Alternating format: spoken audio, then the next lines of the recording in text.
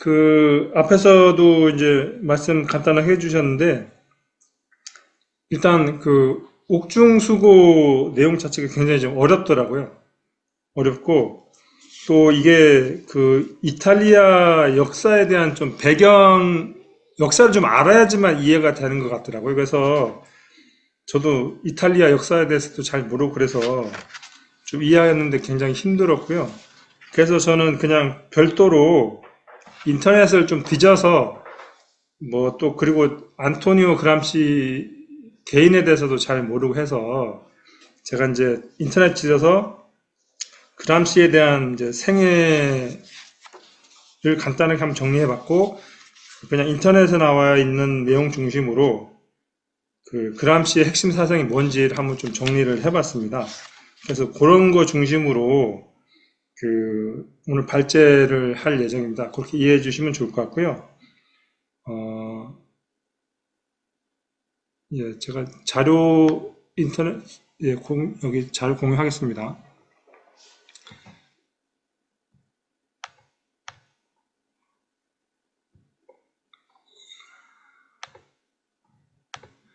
그 먼저 일단 앞에 이제 원래 오늘 하기로 했던 그 그람시의 이제 헤게모니와 권력 분립 요 내용은 그 옥중수고 289페이지에 있는 내용이고요. 그거 이제 간단하게 꼭 한번 좀 그냥 읽어드리겠습니다. 권력 분립과 권력 분립의 실수로 인해 촉발된 모든 논의 그리고 권력 분립의 출현으로 인해 나타난 법적인 도구마들 이들은 특정 역사 시기에서 시민사회와 정치사회 사이의 투쟁에서 비롯된 산물이다. 이 시기는 계급들 간 일종의 불안정한 균형으로 특정 지어지는데 그러한 불안정한 균형은 몇몇 지식인 집단들이 여전히 구지배 계급들과 너무 긴밀히 연결된 데에서 비롯된 것이다. 제가 중요하다고 생각한 건 이제 좀 뽑은 겁니다. 그냥 그대로. 국가는 특정한 특권적 집단으로 인해 독점된 정치사회인데 이 집단은 교회가 대변하는 시민사회의 영역의 지원을 얻어 자신의 독점을 더 강화시키기 위하여 교회를 흡수하는 것이다. 여기 이제 교회라고 자꾸 나오는데, 이때는 이제 그 교회가 시민사회를 이제 대표하는 그런 의미로 이제 쓰인 거거든요. 제가 또 혹시 유튜브에 관련 자료 있나 찾아보려고 이제 그람시를 찾아보다 보니까 우파 교회 쪽에서 이제 이거를 가지고 그람시가 교회를 뭐 공격했다 뭐 이런 또 뭐 이런 얘기를 엄청나게 했더라고요. 그래서 그런 약간 이제 오해가 있다고 좀 말씀드리고 싶고요. 그다음 관료주의는 강압적인 권력을 행사하며 어떤 시절에 이르면 신분화된다. 그리하여 모든 직위를 선거로 선출하자는 대중적 요구가 발생하는데 이 요구는 극단적 자유주의인과 동시에 자유주의의 해체이기도 하다. 영구적 재헌이라는 원리라고 할 수 있다. 공화국에서는 일정한 간격을 두고 국가의 수반을 재선출함으로써 이러한 대중의 초보적인 요구가 만족되었다는 환상을 준다. 그러니까 우리가 일정한 기간 뭐 4년, 5년마다 국회의원 선거도 하고 대통령 선거도 하잖아요. 그러면서 이제 대중들은 어떤 자기들의 어떤 요구가 이제 그걸 통해서 실현된다고 생각하는 거죠. 환상을 주는 거죠. 그런 거를 얘기한다고 봅니다. 권력의 분화 속에서 국가의 통일은 어떤 모습을 보이는가?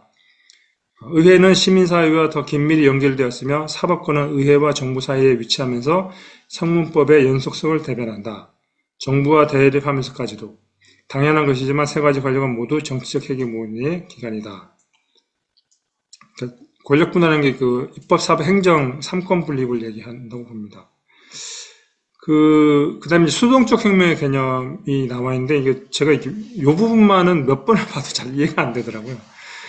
근데 어쨌거나 이제 그러니까 이게 역사적인 내용하고 같이 막 섞여 있어서 좀 이해가 힘든 것 같은데 수동적 혁명의 개념은 정치학의 두 기본 원리로부터 엄밀하게 도출을 해내어야 한다.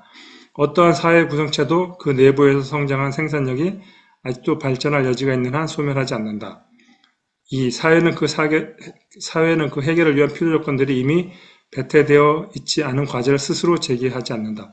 요거는 거기 주석이 있더라고요. 그러니까 이게 그람시가 마르크스의 정치경제학 비판에 있는 내용들을 좀 그냥 기억을 해서 감옥에 있다 보니까 기억을 해서 쓴 거라고 보는데 그 정치경제학 비판에는 어떤 내용이 있는 거냐면 어떠한 사회체제도 그 안에 있는 모든 생산력이 다 발전되기 전에는 사라지지 않으며 보다 고도의 새로운 생산 관계는 그것이 존재하기 위한 물질적 조건이 구사회 자체의 태내에서 성숙하기 전까지는 나타나지 않는다.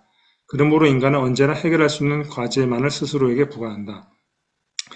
그러니까 요거는 이제 생산력이 충분히 발전하기 전에는 새로운 어떤 그 사회로 나가기 위한 그 조건이 이제 그게 힘들다 뭐 그런 의미로 이제 보이거든요. 근데 이제 요게 또 너무 결정론적으로 치우치면 안 된다 그런 이제 비판들이 있습니다.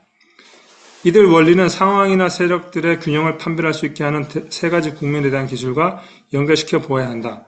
그리고 그때 그 세 국면 가운데 두 번째 국면, 정치 세력들의 균형과 특히 세 번째 국면의 국면, 정치 군사적 균형은 최대한 강조되어야 한다. 어떠한 역사 발전에서든 유사한 상황이 거의 언제나 벌어지기 때문에 우리는 이 점으로부터 정치학과 정치기술의 어떤 일반적인 원칙을 끌어낼 수 없는지 살펴보아야 한다. 저는 이게 이제 굉장히 우리가 이제 역사를 배우는 이유가 역사는 되풀이 된다고 하잖아요. 그래서 그런 역사 속에서 우리가 현 시대에 그 적응하고 발전시킬 수 있는 것들을 찾아야 된다고 보거든요. 그래서 그게 중요하다고 보고요.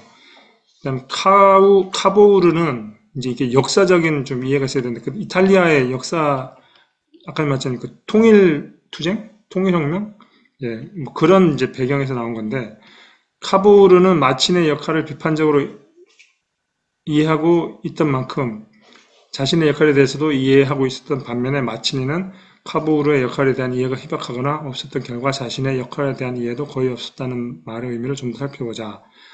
마친이는 이제 주로 이제 기동전을 주장하고 했던 뭐 실천했던 사람인데 마치니의 망설임과 시기상실은 피에몬테의 정책을 유리하게 해주는 요인이 될 뿐이었다. 이것은 철학의 빈곤에서 제기되었던 변증법을 어떻게 이해하는가라는 이론적인 문제의 한 실태이다.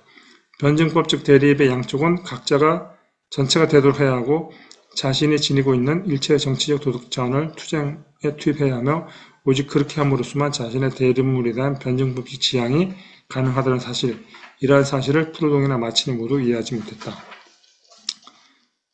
그 다음에 그 정립이란 투쟁에서 자신의 잠재력을 완전하게 발전시키며 그리하여 소위 반정립의 대표자들까지도 흡수하는 지점까지 도달한다. 수동적 혁명 혹은 혁명 복고는 바로 이 지점에 존재한다. 정치 투쟁이 기동전에서 진지전으로 이행하는 문제는 분명 이와 관련하여 고려되어야 한다. 유럽에서는 이러한 이행이 1848년 이후에 일어나는데 마치니와 그의 추종자들은 이를 이해하지 못한 반면 다른 사람들은 이를 이해하고 있다. 아까 전에 그 남 교수님이 잠깐 말씀하셨지만 지배계급이 그 자기에 대항하는 어떤 민중이나 피지배계급의 어떤 그런 것들을 이제 흡수하는 이제 그런 걸 얘기하는 것 같습니다. 또 이탈리아 리소르지멘토가 이게 이제 그 통일 투쟁, 통일혁명, 예, 요거를 얘기하더라고요. 그래서 수동적 혁명 혹은 혁명 복구의 개념과 관련하여 역사사술의 특정 조류에서 하나의 역사적 사건이 가지는 객관적 조건과 주체적 조건 사이의 관계를 아주 엄밀히 제기할 필요가 있다. 두 조건 간의 구별이 아주 교훈적인 성격의 것인 만큼 객관적인 조건이 존재할 때 이른바 주체적인 조건이 결코 간과될 수 없다는 점은 분명하다.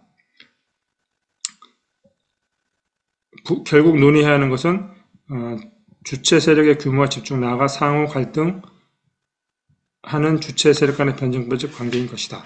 이게 이제 그 핵심적인 어떤 내용이라고 보고요. 그 다음부터는 제가 이제 좀 인터넷에서 그냥 찾아서 좀 간단하게 정리한 겁니다. 그래서 수동적 혁명을 한번 찾아보니까 거기 그 위키피디아에 있더라고요.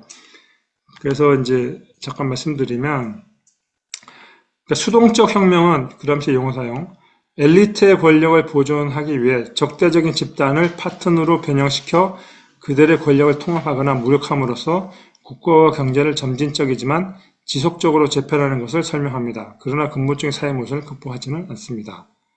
이렇게 되어 있고요. 그 다음에 그 시간 되시면 한번 쭉 읽어보시면 좋을 것 같고요. 그 이탈리아 같은 경우 이탈리아의 이제 권력의 사회적 배열을 파괴하지 않고 대신 엘리트 계층을 대신하여 자신의 지위를 확보하기 위해 현대화한 근대화 과정이었습니다.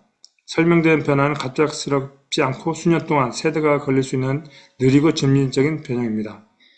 그런 식으로 이제 그 변화가 이제 진행되었다는 그런 이제 의미입니다. 그래서 몇 가지 사례, 중국의 마오 개혁 이후의 계획도 수동혁명의 한 형태이다. 그런 내용들이 이제 위키피디아에 보니까요. 그 다음에 이제 안토니오 그람시에 대해서 저도 잘 몰라서 간단하게 이제 한번 정리해 봤습니다. 그래서 어린 시절에는 좀 여유 있는 집에서 이제 태어났는데 갑자기 이제 부친이 구속되고 하면서 어려워졌고, 형의 어떤 그 영향으로 이제 사회주의에 입문하고 학교에서 이제 굉장히 공부를 잘 했었는데도 불구하고 이제 학교 끝까지 마치지 못하고 이제 사회주의 운동에 뛰어들었다.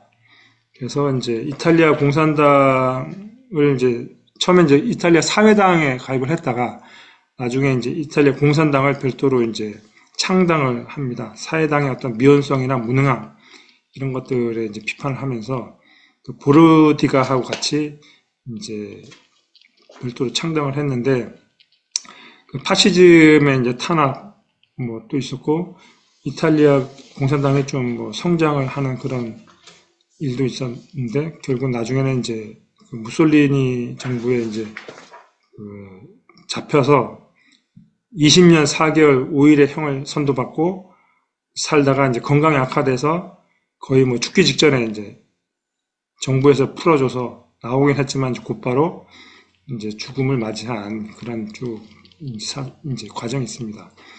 그 사상은 천천히 해야 되는가?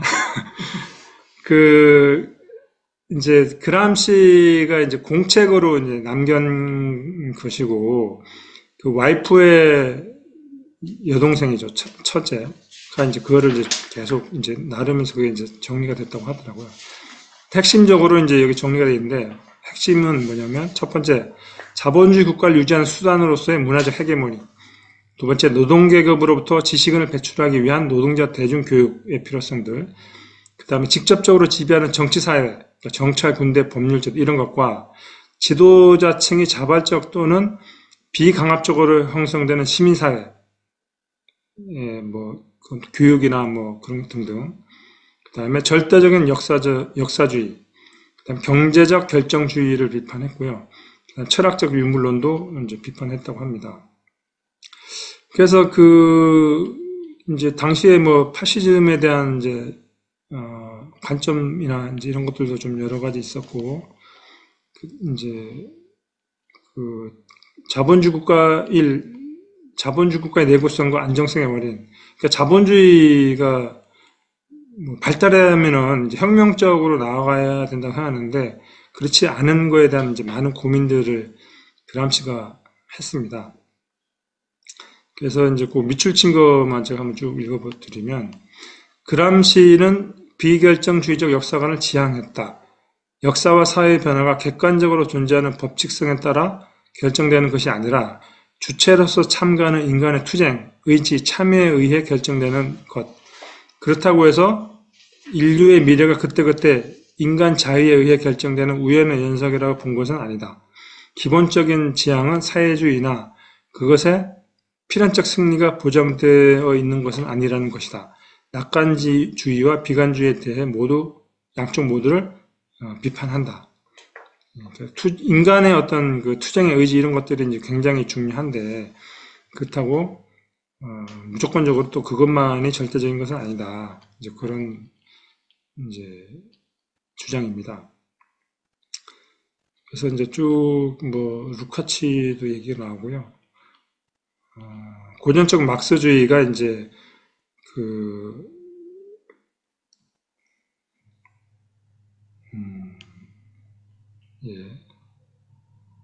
그러니까 러시아 혁명 속에서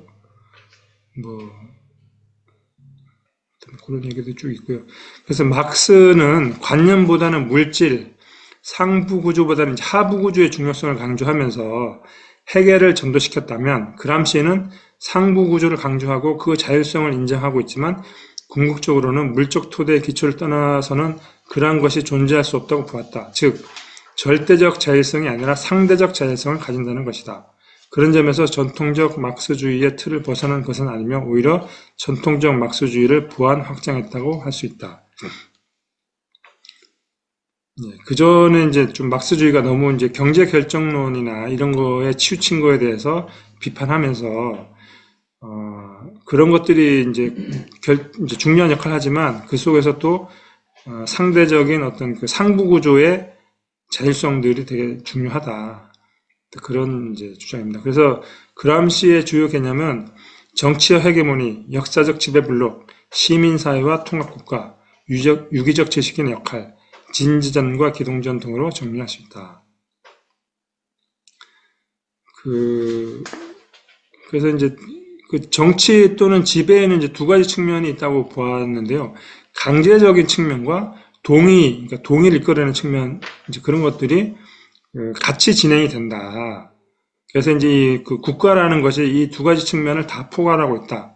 그래서 이거는 전통적 막스주의와는 다른 진보된 국가론이다. 그 전통적 막스주의는 그 국가는 강제기구라는 점에서 출발하고 있다. 그러니까 그 대표적인 이제 그 레닌의 국가혁명에 보면 국가는 이제 뭐 자본의 포갑기구고 그런 내용들이 쭉 있잖아요. 그래서 이제 국가는 강제기구라는 점에 출발하고 있으며 국가는 자본가 계급의 지배와 착취를 위한 수단, 도구에 불과하다고 보았다. 이에 비해 그람시는 국가가 강제와 동의라는 두 가지 측면을 모두 가진다고 간파했다.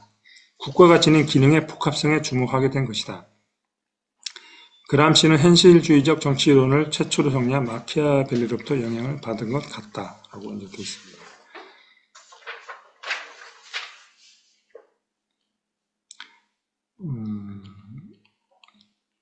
그런 얘기들이 이제 쭉 나와 있고요. 그래서 이제 그 국가라는 것이 공적 영역의 대표이며 시민사회는 사적 영역의 대표이다.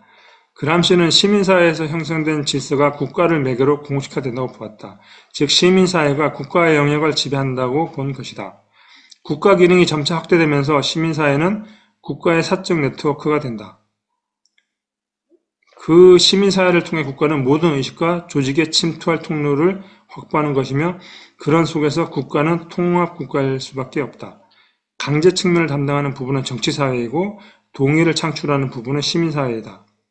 그람시의 국가는 정치사회와 시민사회, 정치사회는 이제 강제적인 역할을 담당하고 시민사회는 동의를 이끌어내는 역할을 한다.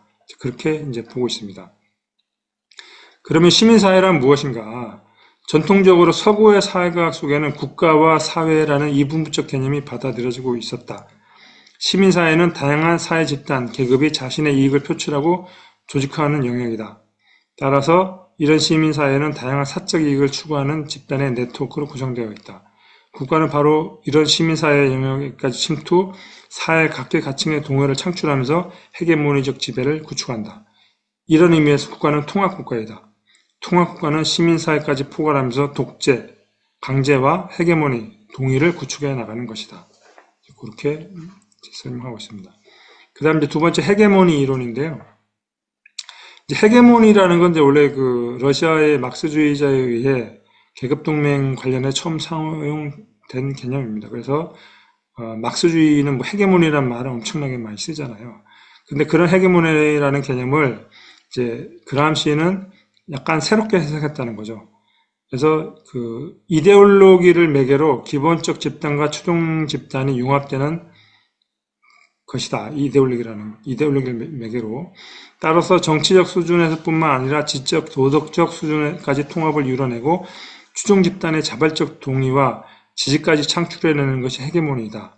즉 헤게모니는 정치적 강제와 지적, 도덕적 동시에 혼합이라고 할 수 있다.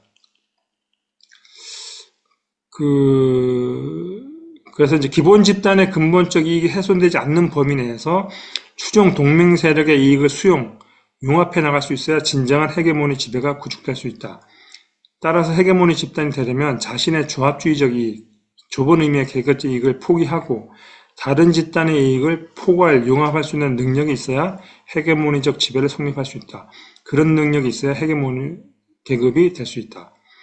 그러니까 직접적인 자신들의 이익만을 쫓는 게 아니라 다른 어떤 집단의 이익을 그러니까 자기의 이익을 어느 정도 포기하면서 다른 집단의 이익을 포괄하면서 융합을 해 나가는 그런 방식으로 헤게모니를 확보한다는 거죠.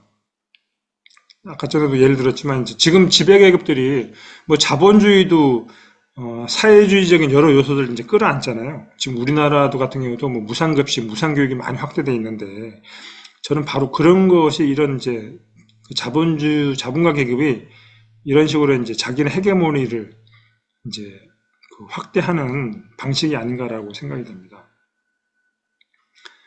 그래서 거기에 그래서 정치적 수준에서 출발, 도덕적, 지적 수준에까지 통합, 공통의 집단 의지를 창출했을 때 이럴 경우에 역사적 지배블록이 형성된다. 여기에는 두 가지 유형이 있는데 변형주의라고 해서 이게 수동적 동의이며 수동혁명이라는 개념으로 파악된다. 기본 집단들이 동맹 집단에 의해 산출되는 능동적 요소, 심지어는 적대적 집단으로부터 나오는 요소까지를 점진적으로 흡수, 그들의 반대를 무력화시키는 과정이다. 궁극적으로 기존의 지배 질서를 유지시키는 것으로 추구한다. 그러니까 상대방의 그런 요소들을 흡수하면서 자기들의 지배 질서를 구축해 나간다는 거죠. 그런 거고 확장적 헤게모니는 진정으로 다양한 계급의 융합의 폭을 넓혀감으로써 마침내 민족적, 민중적 의지로까지 확장되어가는 헤게모니다.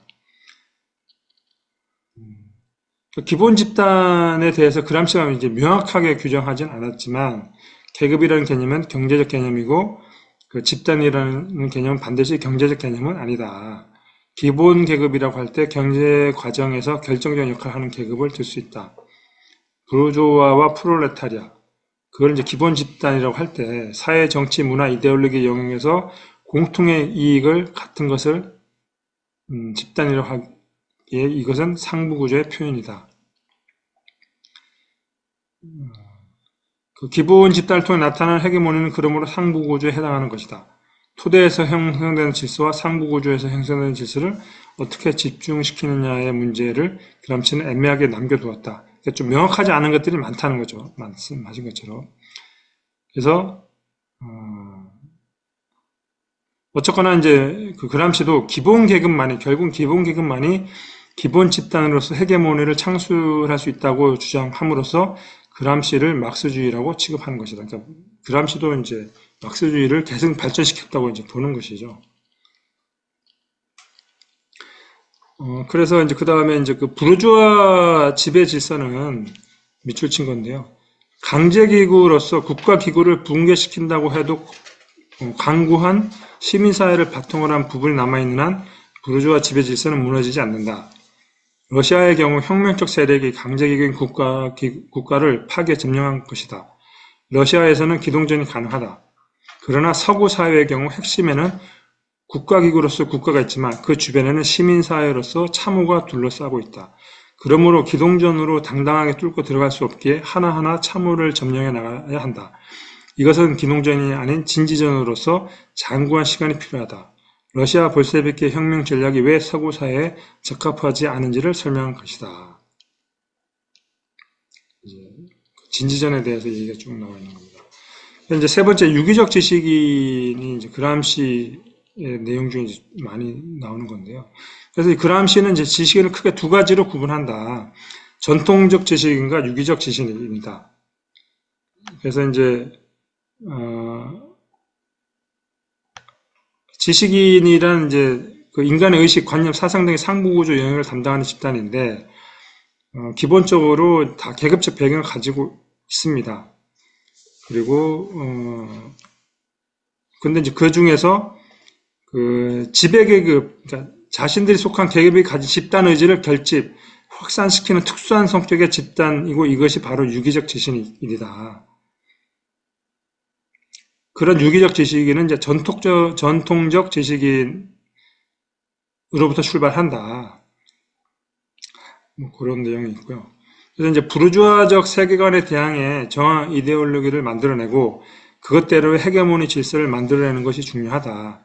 세계관과 이데올로기의 싸움이다. 생산 과정에서 노동쟁이가 중요한 것이 아니라 이데올로기 싸움인 상황에서 유기적 지식인이 중요한 역할을 할 수밖에 없다.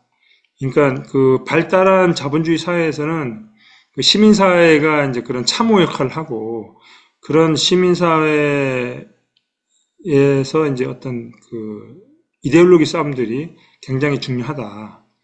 이제 그런 얘기들이 쭉 나와 있습니다. 그래서 그람시는 유기적 지식인 그룹의 총체가 당이라고 봄으로써 당의 지도적 역할을 인정한다. 기본적으로 레닌주의적 전통 속에 서구 사회의 독자성을 추구하면서도 레닌주의의 틀 속에서 그것을 추구하려 했다. 그러니까 여기 이제 그 그람시가 본 당이라는 거는 유기적 지식인의 총합체인 거죠. 그래서 저는 이제 유기적 지식인이라고 계속 얘기하는 게 결국 이제 당을 얘기하는 거 아닌가, 당의 역할. 그래서 그 당의 역할이 핵심적으로 이제 이데올로기 투쟁이다. 시민사회 속에서 이데올로기 투쟁. 그게 이제 바로 진지전이다. 이제 그렇게 파악하는 것 같아요. 그래서 저는 요거를 보면서 지금 그 최근에 이제 우파들이 유튜브에도 특이한 게 극우 집단이 그람시를 굉장히 많이 언급을 하더라고요.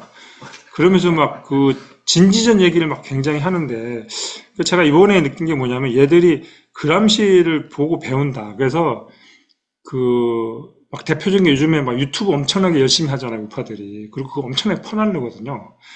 그러니까 얘들이 그람시의 진지전을 응용해서 지금 하고 있는 거 아닌가. 이런 생각들이 많이 들더라고요. 그래서 우리도 더 열심히 해야겠다. 이데올로기 특징을. 그런 생각을 많이 했습니다. 그래서 이제 막스주의의 수정. 이제 그람시의 이제 공로라는 거는 이제 그 경제주의적인 환원주의와 반영주의를 좀 극복한 것이다. 그래서 이제 환원주의라는 거는 이제 상부구조의 영역에 해당하는 모든 것을 궁극적으로 경제적 요인에 환원시켜 설명하는 것. 이에 저항한 인물들이 이제 루카치는 이제 계급의식의 중요성을 이제 강조했고, 그람시는 이데올로기 이런 거 이제 자율적 영역 얘기했는데 이제 한 것이고, 그다음에 반영주의는 이제 국가는 부르주아 계급의 이익을 반영하는 국가 도구적 기구라는 식으로 토대적인 것을 반영하는 기구로서 해석하는 것이다. 막스는 이데올로기를 허위의식이고 그 자체는 물질성 갖지 않는다고 보았다. 그런데 그람시는 이데올로기는 토대를 그대로 반영하고 피동적 비물질적인 것이 아니라 그 자체로서 자율성을 갖는 것이다 라고 보았다는 거죠. 그래서 막스의 어떤 기본 명제에 수정을 가해서 상부구조의 자율성과 이데올로기 영역의 상대적 자율성, 물질성을 주장했다. 그런 내용들이 있습니다. 그래서 이제 그리고 이제 그람시는 결정론적 해석을 또한 배격한다. 그러니까 역사라는 것이 인간이 배제된 어떤 객관적 법칙, 관계, 구조에 의해 결정되는 것이라는 점을 배격한다. 그래서 그람시는 프롤레타리아 혁명의 승리는 필연적이고 불가피한 것만 아니다. 그러니까 자본주의가 발달함으로써 자동으로 혁명이 일어나고 저절로 승리가 한다는 게 아니라는 거죠. 인간의 투쟁과 노력, 승리와 패배 속에서 이제 만들어지는 것이다.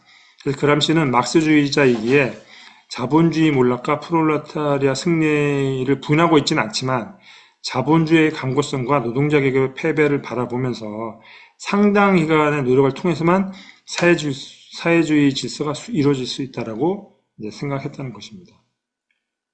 그 위키백과에 있는 거고요. 요게 이제 그 또 되게 중요한데 왜 선진 자본주의 국가에서는 혁명이 일어나지 않는가? 그러니까 자본주의가 발달하면 막스의 그 이론에 의하면 혁명이 이제 일어나야 되는데 왜 일어나지 않는가? 그리고 심지어 이탈리아에서는 우리나라도 비슷하죠. 왜 가난한 노동자와 농민이 무솔리니의 파시스트 독재를 더 지지하는가? 이제 그런 이제 문제의식 속에서 이제 그람시는 이제 그 해답을 찾기 위해서 굉장히 이제 노력을 했다는 것입니다. 그래서 러시아에서 사용되었던 헤게모니가 단지 정치적 지배를 뜻하는 것이었음과는 달리 그람시는 이를 더욱 발전시켜 지배계급의 다차원적인 속성을 분석하는 데 이 개념을 활용했다. 즉, 한 지배계급은 단지 힘의 강제만이 아닌 피지배계급의 자발적 동의를 통해서 자신의 지배를 유지하며 헤게모니는 이를 가능하게 하는 문화적, 도덕적, 그리고 이데올로기적 지도력이라고 할 수 있다. 그래서 이제 그 성공적인 헤게모니는 피지배계급이 지배계급의 이데올로기를 지극히 자연스럽고 보편적이며 자신의 이익에도 부합하는 것으로 받아들이게 된다. 결국 지배계급의 세계관을 피지배계급이 적극적으로 받아들임으로써 피지배계급은 지배계급의 이익을 자발적으로 따르고 또한 이에 반대하는 세력을 허무하고 물리치고자 한다. 그러니까 피지배계급이 지배계급의 이데올로기를 추종하고 따르고 심지어는 이제 스스로가 그 지배계급에 반대하는 세력을 혐오하고 이제 거기에 맞서 싸운다는 거죠. 뭐 요게 요즘 표현으로 하면 가스라이팅 아닌가 저는 그런 생각도 합니다. 요즘 가스라이팅이 엄청 심하죠. 그래서 이제 그 미출 증거에 보면 이제 사회의 헤게모니는 자생적으로 발생하는 것이 아니라 헤게모니 그룹의 의도적인 노력에 의해 가능한 것이며 이를 적용해주는 주요 공간으로 학교, 언론, 매체, 교회 등을 둘 수 있다. 그러니까 지금 극우들이 이런 걸 아주 잘한다는 생각이 들어요. 그래서 SNS, 그리고 이제 교회를 중심으로 엄청난 이제 이데올로기를 생산하고 이제 그거를 전파하기 위해서 노력하고 있다고 봅니다. 그게 이제 수년에 걸쳐서 박근혜 탄핵 때부터 이제 시작해서 지금까지 막 수년에 걸쳐 엄청난 노력을 하면서 확장되고 있는 거고, 저는 이제 여기 어디 나왔지만 이제 이게 또 그러니까 진지전과 기동전이 이제 같이 이제 이루어져야 된다 그런 어디 얘기도 들었는데, 그러니까 진지전을 통해서 계속적으로 이데올로기 투쟁을 확대하면서 결정적인 순간에 기동전을 펼쳐야 된다고 얘기하는 거거든요. 그러니까 저는 이번에 전광훈이 법안 습격한 게 그런 거 아닌가.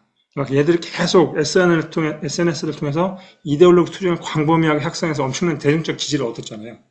이걸 바탕으로 법원을 이제 폭력적으로 이제 막 점거하고 하는 그런 기동전을 또 펼치는 거 아닌가 이런 생각이 들더라고요. 그래서 얘들이 오히려 우리보다 더 잘하고 있다. 사회주의 세력보다 그런 생각을 이걸 보면서 많이 하게 되더라고요. 그래서 얘들 뒤에도 이 엄청난 그 이론가가 있는 거 아닌가. 그람시에 대해서 공부하고 이제 그런 이제 생각이 들었습니다. 그래서 그람시의 이제 역사적 블록이라는 것은 헤게모를 가진 그룹이 그 형성을 주도하고 그 지속 및 강화시켜 나가는 어느 한 역사적 시기의 사회적 구성체로 이는 경제적 하부 구조와 정치적 및 이데올로기적 상부 구조가 결합된 형태이다. 그래서 이제 그 생산 관계의 총합이라고 할 수 있는 하부 구조와 국가, 문화, 예술, 종교 등으로 구성된 상부 구조를 매개하는 것은 이데올로기로서 이를 통해 생산 관계는 재생산되며 상부 구조의 각각의 영역은 이데올로기적 통일성으로 결합된다.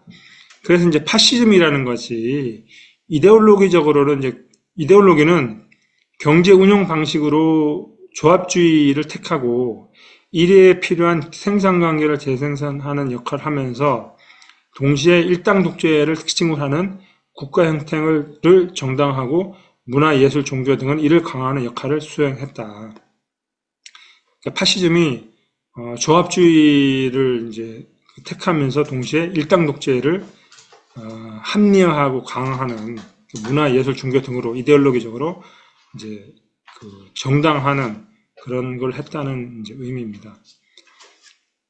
그래서 그런 역사적 블록 형성에 있어서 지식인의 역할이 이제 중요하다. 그런 얘기를 한 거고요. 그래서 이제 그 그람시가 꿈꾸었던 혁명은 정권 탈취 방식의 기동전을 통한 혁명이 아닌 대중과 깊이 연계된 유기적 지식인이 진지전을 통해서 서서히 대중의 상식을 바꾸고 세계관을 변화시켜 그들 스스로가 혁명 세력의 진정한 일원이 되게 할 때 비로소 가능한 것이다. 이제 이렇게 주장하고 있습니다.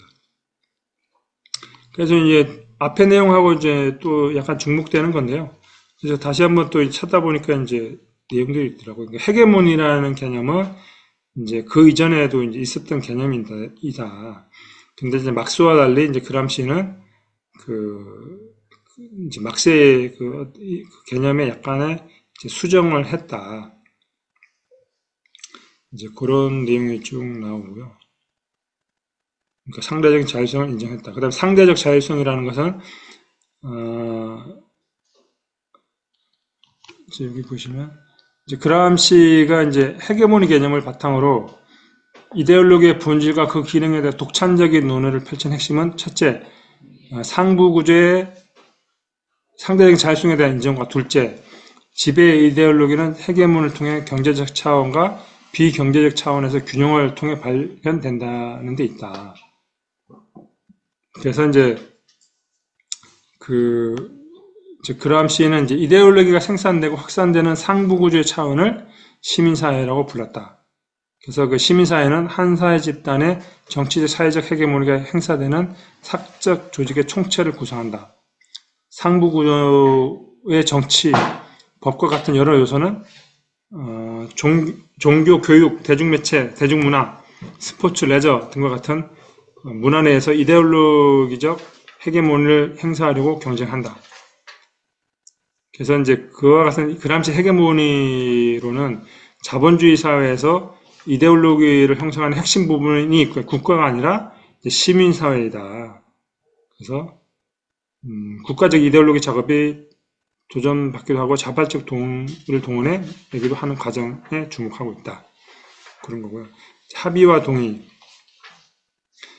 그 그람시 헤게모니 이론에서는 이제 지배 계급이 지배 집단이 채택하고 발전시킨 그 사회 지배는 바로 합의를 통한 지배이다. 따라서 이제 그 헤게모니란 것이 지배 집단의 입장에서는 기본적인 지배 집단이 다른 피지배 계급에 부과하는 사회 정의를 위한 전반적인 방향 제시에 따른 다수의 자연 발생적 합의, 즉 지배 집단이 생산의 세계에서 갖는 위치와 기능 때문에 그들에게 부수되는 특권에 의해 역사적으로 생겨난 합의이다. 반면에 피지배 계급 입장에서는 지배 집단의 이익이 곧 사회의 이익이며 헤게모니 집단은 모든 사람들이 마땅히 소망하고 갈구하는 사회 질서를 정확히 대변하고 있다고 생각하는 것이다. 그러니까 이게 저는 그 국회의원들이 보면 항상 국민의힘도 그러거든요. 국민의 뜻이 이렇다. 이거 국민을 위한 것이다. 항상 이렇게 얘기하거든요. 그러니까 이런 것들이 바로 이제 그런 이데올로기 가스라이팅 아닌가라는 생각이 듭니다. 항상 그들은 마치 모든 국민을 대변하고 모든 국민을 위해서 이제 뭐 자기들의 주장을 한다고 이제 얘기하거든요. 심지어 뭐 윤석열 탄핵 반대도 뭐 국민의 뜻이다 뭐 이런 식으로 계속 주장하는 거죠. 그것이 뭐 소수이든 아니든 상관없이 그런 것도 이제 이런 어떤 영향이 아닌가라고 이제 생각이 됩니다. 접합이라는 또 개념이 있는데요. 이제 그 헤게모니가 이제 피지배 계급의 동의를 획득하는 과정은 접합이라는 개념으로 설명된다. 접합은 보통 언어와 실제 사회의 투쟁을 거쳐 하나의 주제를 획득하는 것을 말하는데 하나의 사회적 실천은 본질적으로 어떤 정치적 위치를 점하거나 사회적 정책성으로 결정되는 것이 아니라 접합을 통해 이루어진다. 예를 들어 민주나 동성애 등의 언어는 본래부터 정해진 것이 아니라 이에 관련 세력들 간의 담론적 투쟁을 통해 지금의 의미를 획득한 것이다. 이렇게 볼 때 헤게모니는 지배 집단이 처음부터 완전하게 획득하는 것이 아니라 지배 집단과 피지배 집단 사이의 의미 투쟁의 과정을 통해 획득되는 것이라고 할 수 있다. 그러니까 이게 완벽하게 뭐 지배 집단이 만들어내는 게 아니라 그 투쟁의, 그러니까 지배 계급과 피지배 투쟁이 있잖아요. 그 투쟁의 과정 속에서 이제 적절하게 막 섞이고 받아들이고 하면서 이제 형성되고 획득된다. 이제 그런 의미인 것 같습니다. 그 다음에 이제 또 대중문화가 이제 되게 중요한데, 그, 헤게모니 이론의 관점에서 볼 때, 대중문화는 이제 사회 지배력과 피지배력 사이의 교류와 협상이 이루어지는 장소로서 중요한 의미를 지닌다. 그래서 이것은 이제 성, 세대, 인종, 지역과 같은 여러 형태에 따라 분석될 수 있다. 대중문화는 합병과 저항 사이의 알력, 즉 지배층의 이해관계를 보편화시키려는 시도와 피지배층 사이의 저항 사이에서 투쟁이라는 문화적 교류의 합상에 의해 구성된 영역으로 명시가 된다. 그래서 이제 대중문화는 서로 상충하는 이득과 가치들의 모순된 혼합으로 중산층도 노동층도 아닌 인종주의도 반인종주의도 아닌 남녀 차별론자도 남녀 평등론자도 아닌 동성애자도 반동성애자도 아닌 양자 사이의 세력의 장이다. 그러니까 치열한 이데올로기 투쟁의 장이라는 거죠. 그래서 상업적으로 제공된 문화 산업의 문화는 선택적인 소비 등을 통해 제작자들이 의도하지 않은 그리고 예견조차 못한 방식으로 재증의되고 재형성되며 다시 방향이 정해진다. 대중문화는 여러 가지 조합으로 지배적, 피지배적 또는 서로 상하는 문화적, 이데올로기적 가치와 요소들이 뒤섞인 두 문화의 타협의 장소라고 할 수 있다. 뭐 영화 같은 거 보면은 뭐 그런 거는 알 수 있을 것 같아요. 평가. 그래서 이제 그 그람시의 이제 헤게모니로는 대중문화를 대항 헤게모니를 통한 지배계급에 대한 필연적 저항으로 이해하고 대중문화를 통한 실천적 개입을 제시하고 있다는 점에서 다른 막스주의 전통과 분리된다. 그람시적 관점에서 대중문화는 프랑크푸르트 학파가 견지하는 정치적 조장이 강요한 문화도 아니고 구조주의 막스주의자들이 이론화한 주체 구성 장치도 아니라고 할 수 있다. 그람시의 헤게모니 개념은 문화 혹은 대중문화를 여러 가지 세력들이 경합하는 장으로 이해함으로써 대중문화의 역동성을 자유롭게 사고할 수 있게 한다는 점에서 큰 공헌을 했다. 또한 문화 연구의 큰 축을 이루는 문화주의 형성에 기여한 레이먼드 윌리엄스에게 문화주의와 막스주의의 융합을 가능하게 해준 것도 그람시의 헤게모니 이론이다. 예, 하여튼 이렇게 해서 저는 일단 발제를 마치겠습니다. 감사합니다. 발제해주신 오세빈 동지의 잠시만요.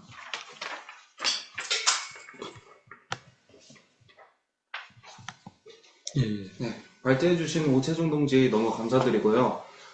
저도 이번에 그 옥중수고에 담겨있는 이제 수동적 그 혁명의 개념과 또 헤게모니와 권력 분립을 읽으면서 되게 읽기가 되게 어렵더라고요. 이게 기초적인 그람시의 그 용어 개념을 알지 못하면은 이게 여러 번 읽는다고 해서 읽혀지는 게 아니더라고요. 그래서 저도 좀 먼저 좀 그람시에 대한 해석이 있는 그런 글들을 좀 읽어보면서 저도 정리를 따로 하면서 읽게 됐더라고요. 그래서 저도 뭐 잠깐 짧게라도 뭐 얘기를 해도 될까요? 예. 잠깐만. 저기 교수님 그냥 잠깐 쉬었다가 그냥 교수님. 그럴까요, 그러면? 예, 예, 예. 네. 네, 교수님 근데 언제 오실? 그러니까 전화 한번 해보고요. 네. 일단은 뭐 온라인 계신 분들 죄송한데 그 남궁인 교수님 일단 5분 10분 좀 쉬었다가 진행 혹시라도 못 오시면 그냥 바로 진행하겠습니다. 쉬었다가.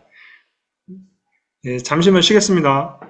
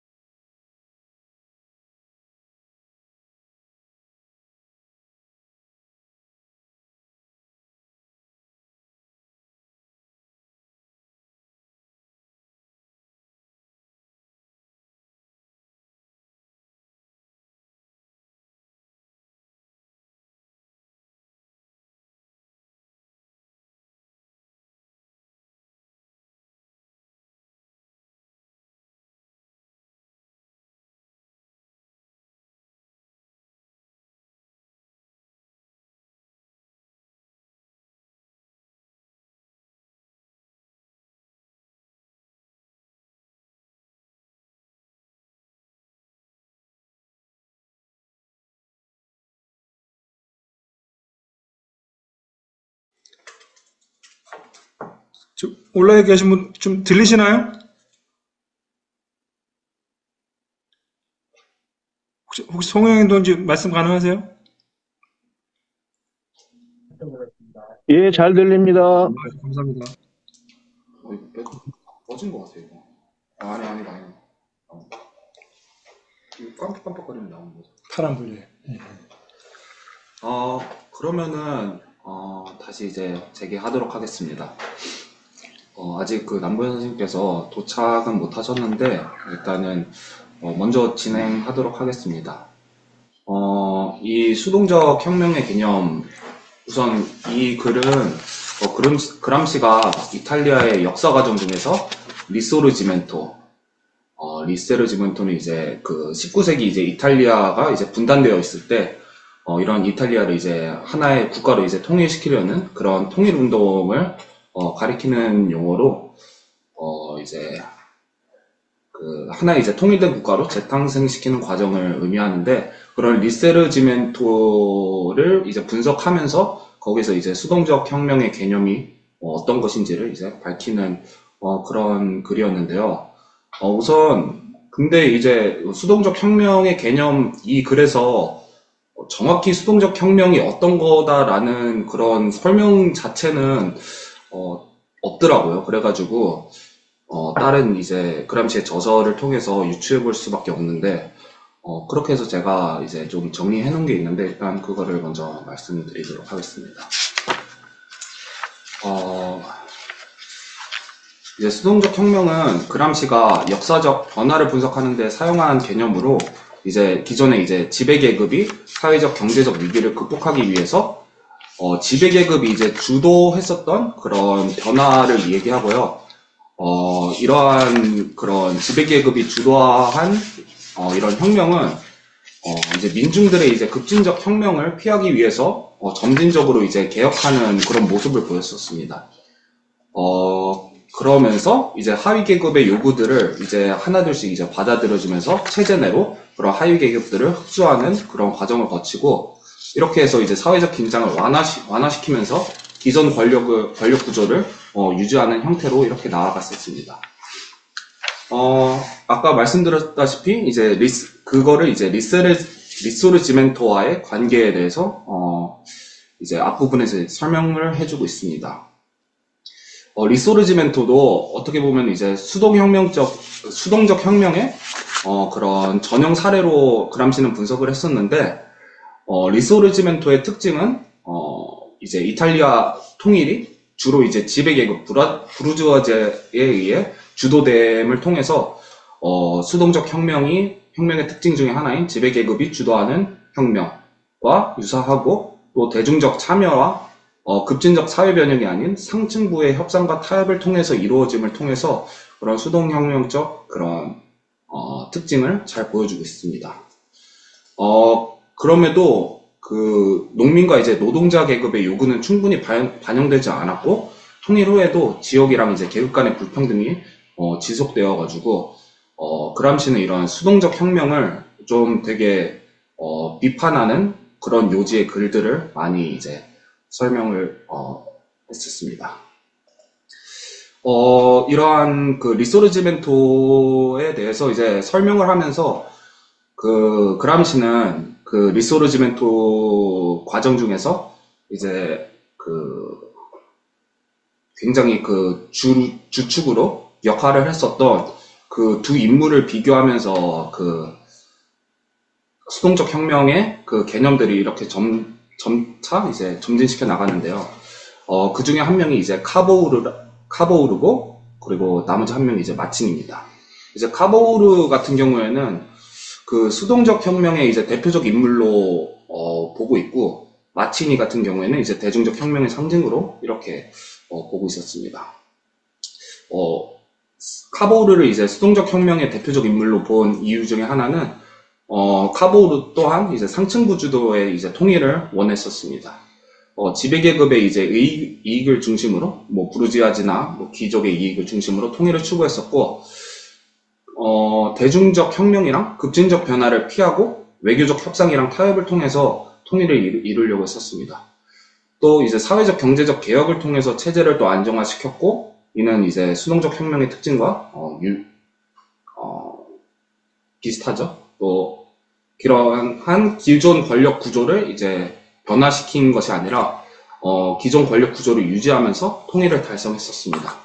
이 과정에서 대중이 농민과 노동자 계급 대중의 배제가 일어났어가지고 수동적 혁명을 비판적으로 본 이유 중에 하나입니다. 마치니 같은 경우에는 마치니를 이제 대중적 혁명의 상징이라고 이제 본 이유 중에 하나는 농민, 노동자, 그리고 중산층을 포함한 광범위한 민중의 참여를 통해서 통일을 이루려고 했었고요. 또한 그는 이제 그 카보우르처럼 왕정이 아닌 이제 공화주의를 이제 이탈리아 통일의 목표로 설정했었습니다.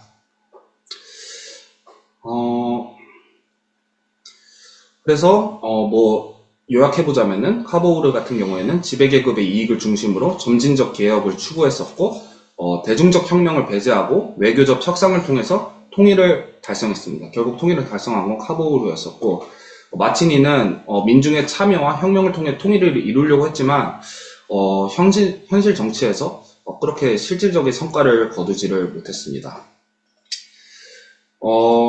이런 식으로 그 카보우르랑 마치니를 이제 대조적으로 이제 비교하면서 이러한 그 수동적 혁명과 이제 그 대중적 혁명 이렇게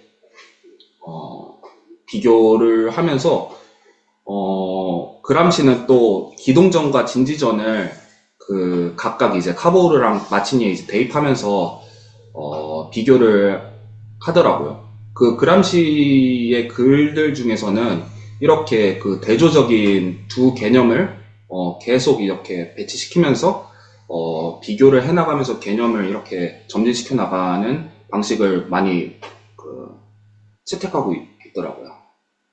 우선 기동전 같은 경우에는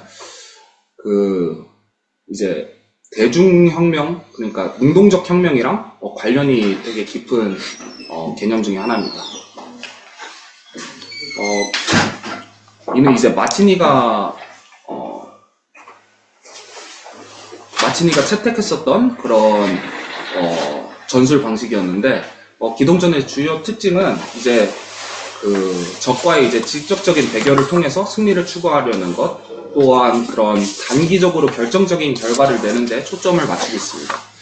또한 특히 이제 물리적 힘을 사용해가지고 무력, 폭력을 주요 수단으로 사용하는 그런 전술이고, 진지전 같은 경우에는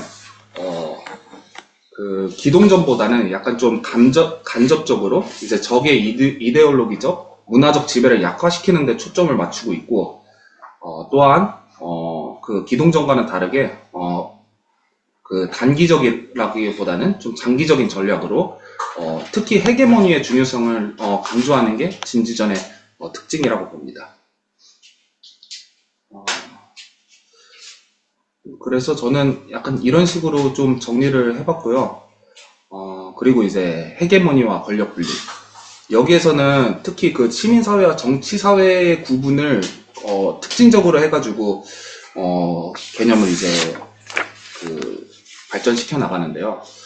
그람시는 사회를 크게 그 시민사회랑 정치사회로 이렇게 나눴는데, 정치사회 같은 경우에는 이제 국가, 정부, 법률, 경찰, 군대 같이 이제 강제력을 행사할 수 있는 그런 기관들로 구성되는데, 이러한 정치사회를 통해, 이러한 그 강제력을 행사할 수 있는 정치사회를 통해서 그런 직접적인 지배랑 통제를 통해서 사회를 관리하려는 그런 목표가 있고, 시민사회 같은 경우에는 교회, 학교, 언론, 노동조합, 문화기관, 또 뭐 정당까지 해가지고 비국가적 영역으로 그 이데올로기랑 문화를 통해서 사회적 합의를 하는 공간으로 이렇게 설정했었습니다. 그람시는 이렇게 이제 지배계급이 단순히 이제 정치사회를 통한 강제력만으로 이제 권력을 유지하는 게 아니라 시민사회를 통해서 헤게모니를 확립하고 이를 다시 지배계급으로 이제 다시 이제 포함시킨다고 이렇게 보고 있었습니다.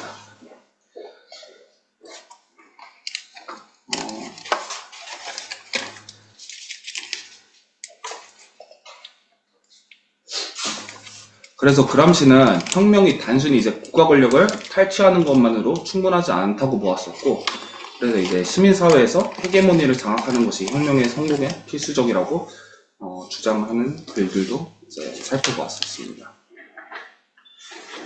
이제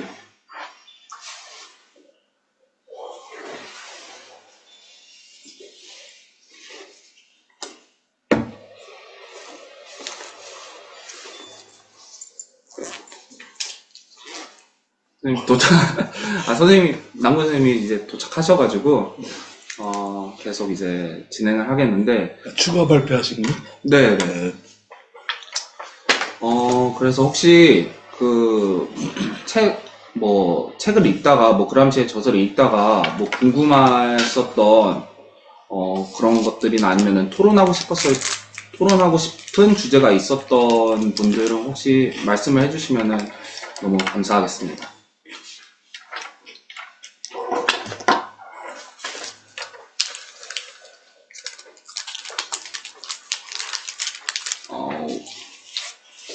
일단은 제가 먼저 좀 나누고 싶은 거리가 있어가지고 그거를 먼저 말씀드리자면은, 최근에 민주당이 이재명이 한 유튜브 채널에서 민주당이 이제 진보가 아니다, 사실 이제 중도 보수 정도의 포지션을 갖고 있다고 이렇게 말한 적이 있죠.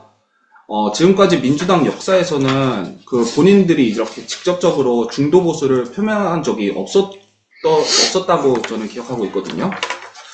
이는 이제 우리 좌파가 민주당이 쓰고 있던 진보 개혁이라는 가면을 벗겨내야 하는 과제를 덜어주긴 했지만, 반대로 민주당이 이런 가면을 쓰지 않아도 된다는 상황을 말해주는 것이기도 한다고 생각이 들더라고요. 그람시가 얘기했었던 헤게모니는 지배계급의 이데올로기가 그것이 참이든 거짓이든 사회 전체의 상식이나 당연한 것으로 받아들여지는 상태를 말한다고 합니다. 그러면 이런 민주당의 중도보수 표명화도 중도보수가 이제 사회 상식으로 받아들이도록 헤게모니 생산의 형태로 바라보면은, 이것이 좌파 입장에서는 하나의 더 큰 과제가 부여된 것으로 받아들여야 하는 것인지 나눠보고 싶습니다. 그러면은 이러한 헤게모니를 깨기 위해서는 또 어떤 방법들이 있을지 좀 나눠보고 싶네요.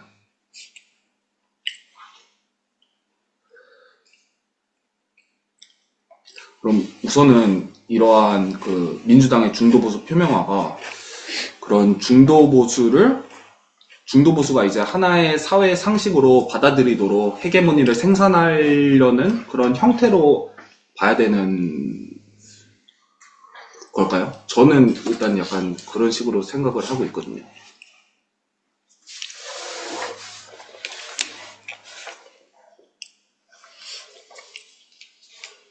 먼저 얘기하시죠.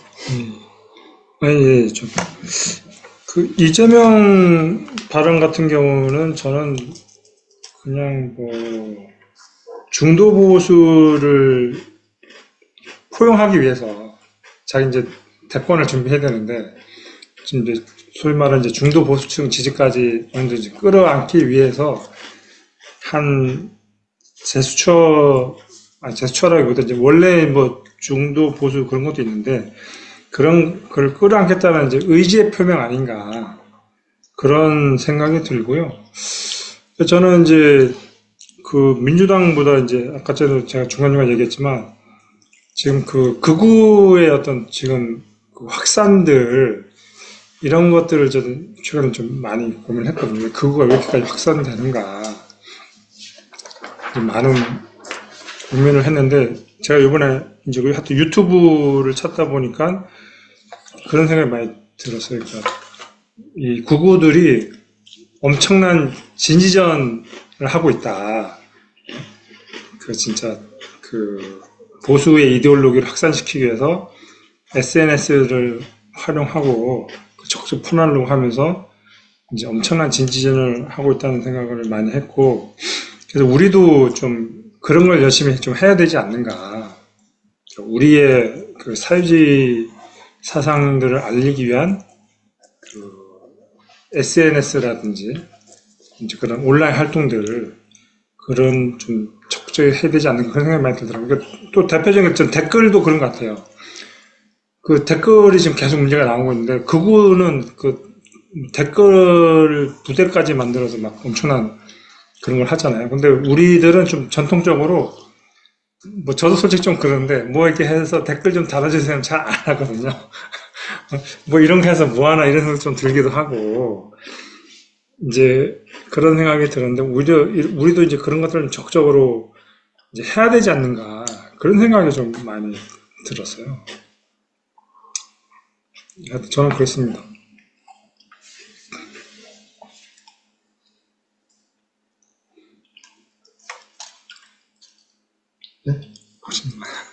아니, 남군선님 그 말씀하시면서 얘기. 저도 뭐, 이재명 그 민주당 대표가 정확히 어떤 의도에서 얘기를 했는지는 뭐 추측이 가능하죠. 여러 가지로.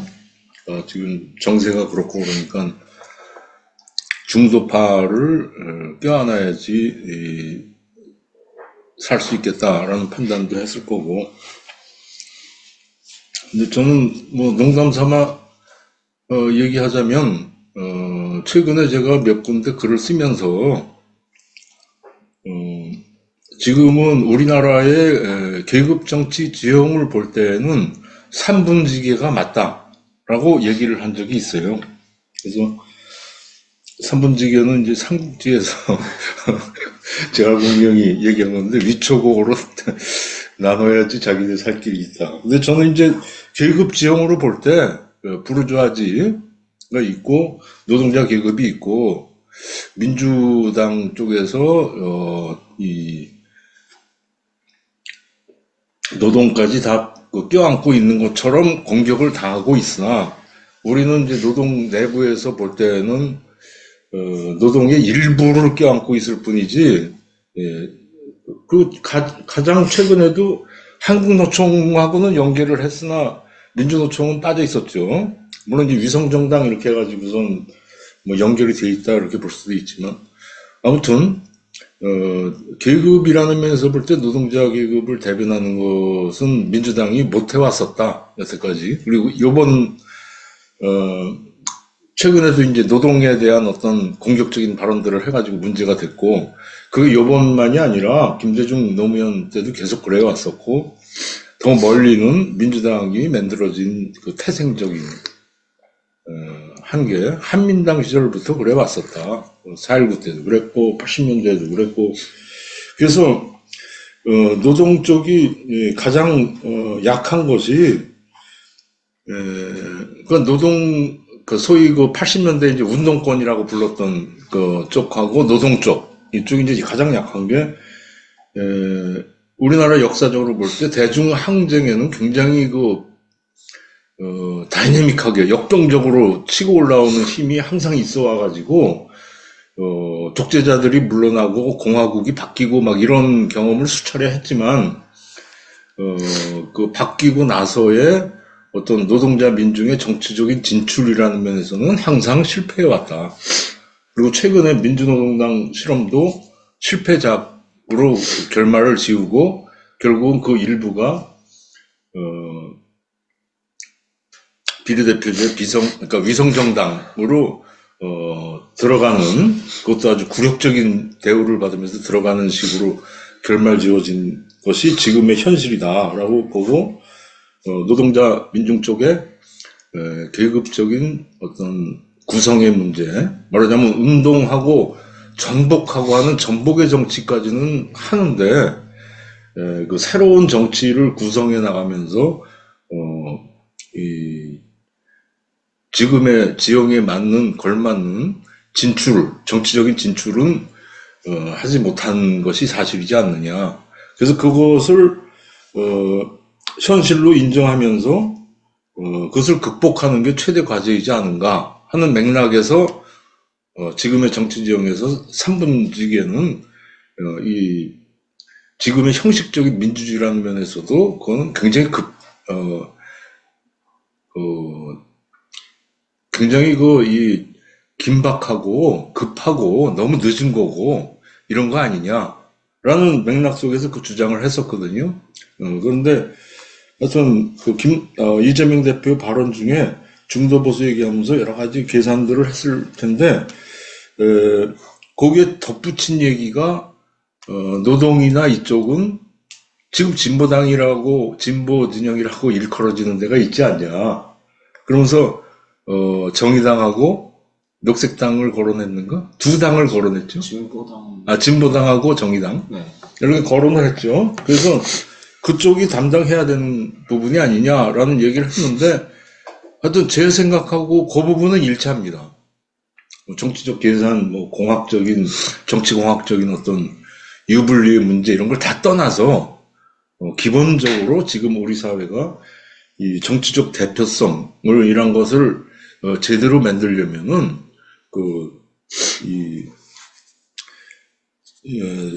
이재명 대표는 자기들은 중도 보수고 진보 쪽을 이렇게 갈라치기를 했으나 제 생각에는 노동자 민중을 대변하는 어떤 정치 세력이라는 면에서는 그것은 그렇게 돼야 되는 게 맞다고 본다라는 말씀을 드리고 싶고, 그런 면에서는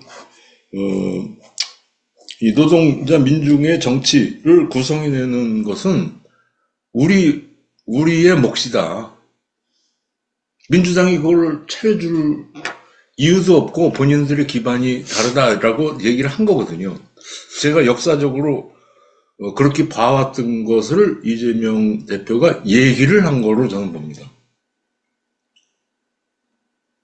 그렇다면 그 몫은 우리 몫이지 어디 누구 탓할 것도 없고 다른 사람들이 해주는 것도 아니고 오로지 우리가 해야 되는 거다 라는 생각입니다. 물론 그 와중에 이런 정책 진출이 왜 안 됐는가, 이건 이제 우리 주체적인 문제도 있겠지만 제도적인 문제도 있는 거거든요. 그래서 그런 정치적인 제도가 잘못된 것들 이거는 이제 세세히 또 논의를 더 해봐야 되겠지만은 간단히 얘기하면은 지금 생각나는 거는 비례대표제 문제라든지 선거 제도 자체가 이 기탁금도 내야 되고 이런 식으로 돼 있고 10%나 15%를 넘지 못할 경우는 선거 이 자금을 보전해주지 않는 제도잖아요. 그건 아주 치명상을 입히는 거죠. 그러니까 약소 정당들한테는. 그런 제도들은 빨리 없어져야 개선돼야 되는 거 아닌가 라는 생각은 합니다.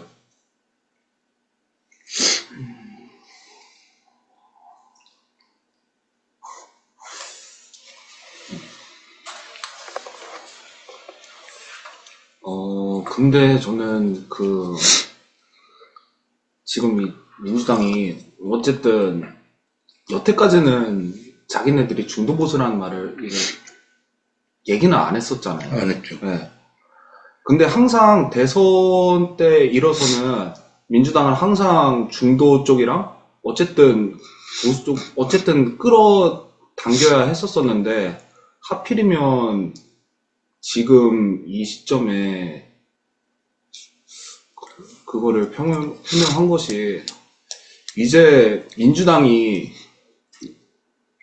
이제 진보라는 것은 이제 사회 상식이 이제 아니게 이제 만들려는 약간 그런 의도도 좀 있지 않을까 싶어요. 그런 의도도 있을 수 있고, 그러니까 본인들은 이 득표 전략이라는 차원에서 보면 이미 계산이 다 끝났다라고 볼 수 있죠. 이쪽에서 뭐가 나오는 힘이 없으니까 그 표는 사표가 되든 아니면 사표가 싫으면 다 우리한테 온다. 이렇게 판단했을 수도 있죠. 그거는 제 예측입니다. 예측. 그럼 다 계산 끝났으니까 우리는 보수 쪽을 공략해야 된다.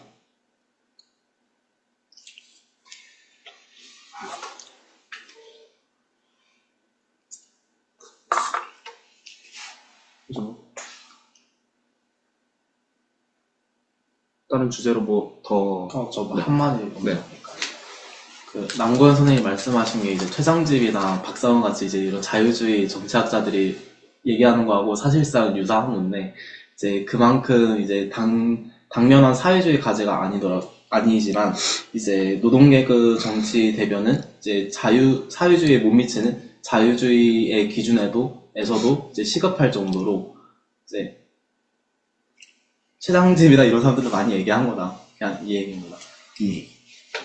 그러니까 시급한 거는 맞죠. 네.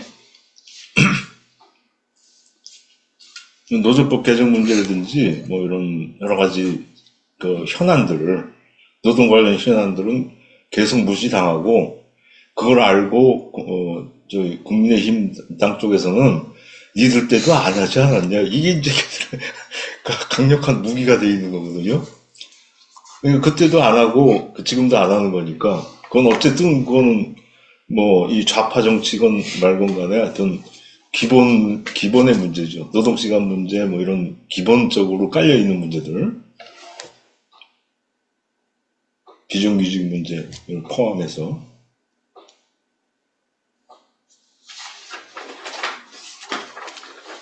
혹시 줌에 올라오신 동지들 중에 뭐 혹시 나누고 싶은 얘기나 혹시 있는 동지도 있습니까?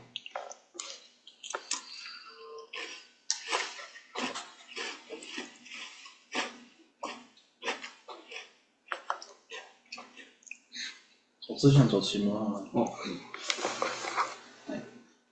미공사관 그레고리 앤더슨은 소용돌이의 한국 정치에서 한국 사회에서 주변의 부재와 중앙으로의 집중을 비판했습니다. 같은 동아시아 민주정인 대만, 일본과 비교해도 한국은 시민사회가 부실하고 중앙 정치로부터의 상대적 자율성이 부족합니다.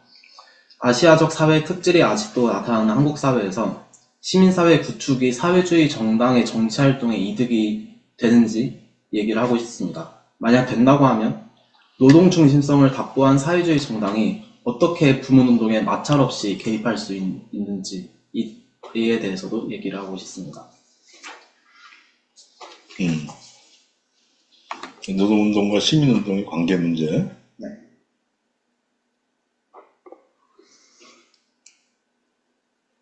상당히 어려운 주제.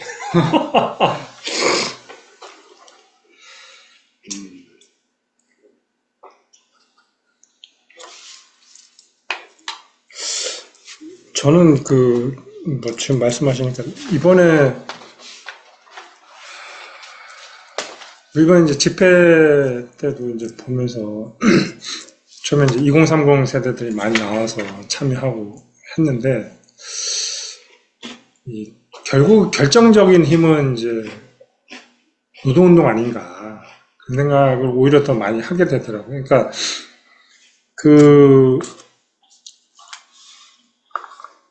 제가 이제 전광훈 TV를 한번 본 적이 있어요. 그때 법원 난입할 때 제가 막 라이브로 막 여기저기 상황을 막 보다가 얘들은 어떤 반응을 하나 싶어서 전광훈 TV를 그때 본 적이 있는데, 그때 이제 깜짝 놀란 게 뭐냐면 얘들이 인용하는 게 저거예요.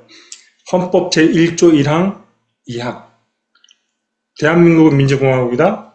모든 권력은 국민으로부터 나온다. 이거를 딱 프롬프트, PPT 딱 띄워놓고 이걸 보여주면서 광장에 모인 여러분들이 대한민국의 주인입니다. 이렇게 얘기하면서 국민발동권, 국민발동권인가 뭔가, 하여튼, 그거를 막 주장하면서 여러분이 법 위에 있다. 응? 우리 법원으로 쳐들어가서 윤석열 대통령 구해내자. 이거를 막 선전선동을 하더라고요. 그러니까 그거를 보면서 진짜 제가 깜짝 놀랐는데, 그러니까 지금의 현상들을 보면 그런 거예요. 5.18 광주 집회도 한쪽에는 태극기 부대, 반대쪽에는 탄핵, 그러니까 찬성 집회와 반대 집회가 동시에 열리면서 마치 그냥 숫자 싸움 하는 것처럼 보이거든요. 근데 우리가 뭐 숫자 조금 더 많다고 해서 더 유리한 건 아니라고 보거든요, 제가 볼 때는. 결국 이런 상황에서 결정적인 힘을 발휘할 수 있는 게, 그래서 저는 이제 노동자 총파업이 되게 중요하다. 노동자들의 투쟁. 그러니까 이런 어떤, 소위 시민사회가 어떻게 보면 좀 양분화됐다고 보는데, 이런 상황에서 진짜 결정적인 힘을 가질 수 있는 게 노동자 투쟁과 특히나 이제 파업.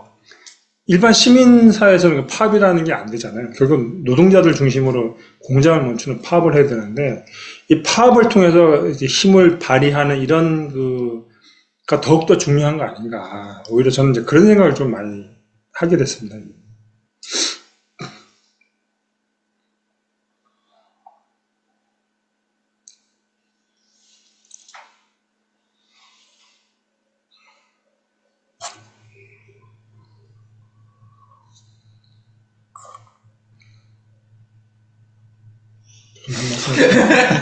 기다리고 있습니다. 다들 생각이 많아서. 아니, 그 노동운동하고 시민운동 이것이 이제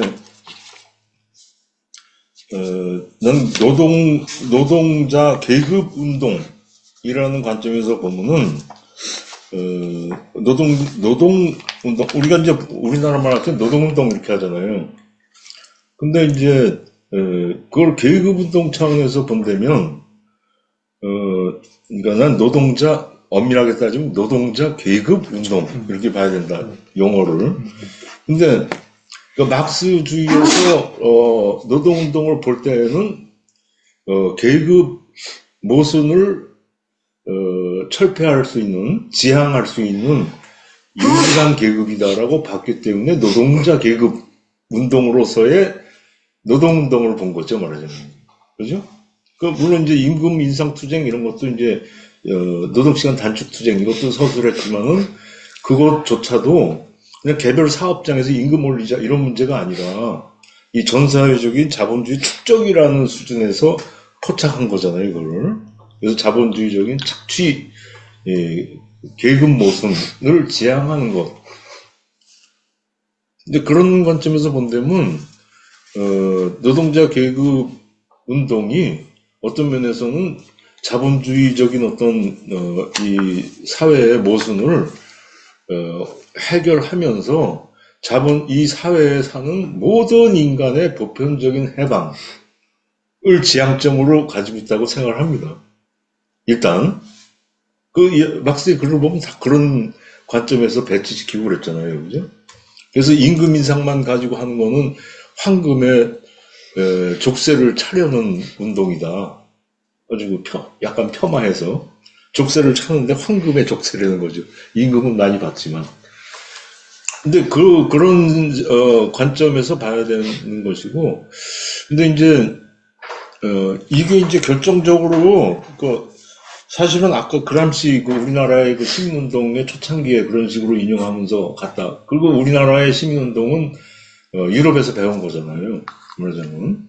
그러면 이거 이제 우리 68 거기서 또 보겠지만은 그 유럽에서 노동자 운동이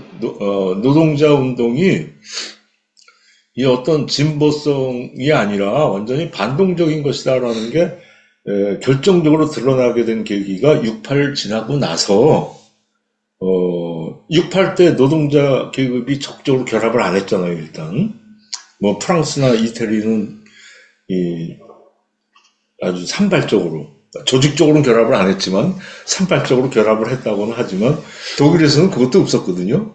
거기 산별 강력한 그 중앙집중적인 노조 조직이 있으니까. 그래서 어떤 면에서는 학생들, 지식인들의 혁명운동이 된 거예요, 말하자면. 근데 자기들은 막 자본주의 무슨 얘기하고 그러는데 노동자들이 안 움직여. 그리고 그게 이제 80년대 가면서 그러니까 노동자가 혁명적인 계급이 아니다 이런 선언들이 막 나오기 시작하고 앙드레 골 그런 사람들이 책까지 나왔잖아요. 그러면서 68 세대들이 환경, 평화, 여성 세 이슈 중심으로 바뀐 거거든요. 그리고 노동자들은 혁명적 계급으로서의 자기 위치 선정을 못한 거죠. 그거는 이제 복지국가적인 어떤 그런 그러니까 말하자면 막스 앵겔스 때부터 영국의 노동자들이 왜 반동적인가? 그 식민지나 이런 데서 뜯어가지고 주니까 유럽 선진 자본주의는 주변부를 해서 뜯어가지고 잘 살게 해줬잖아요. 그래서 안 움직인 아주 경제적 토대가 있죠, 사실은. 그람시적인 의미에서의 어떤 동의를 끌어내고 막 그 시민사회에서 선전선동하고 이런 것도 있었겠지만 그거에 물적 토대가 있었던 거죠. 그래서 자기들은 잘 사니까 싸움에 안 나선 거예요. 심지어는 환경운동 한 사람들이 핵발전소 반대운동, 안티 아톰 크라프트 뭐 이런 운동이 있었어요. 근데 그 운동이 진전되면서 핵발전소 앞에 봉쇄 투쟁을 하는데 그거를 분쇄하러 나온 게 핵발전소 노동자들이에요. 그러니까 그거는 아주 자기 일자리 지키기 위해서 굉장히 이 충돌까지 불사하는 수준으로 간 거죠. 물론 이제 우리나라에 최근에 녹색당이나 이런 데서 그걸 알고 있기 때문에 이 노동자들의 그거를 해치지 않는 생태 이거를 이제 내걸었죠. 우리 노동자들도 거기 동의하면서 집회 나오고 그러지 않았습니까?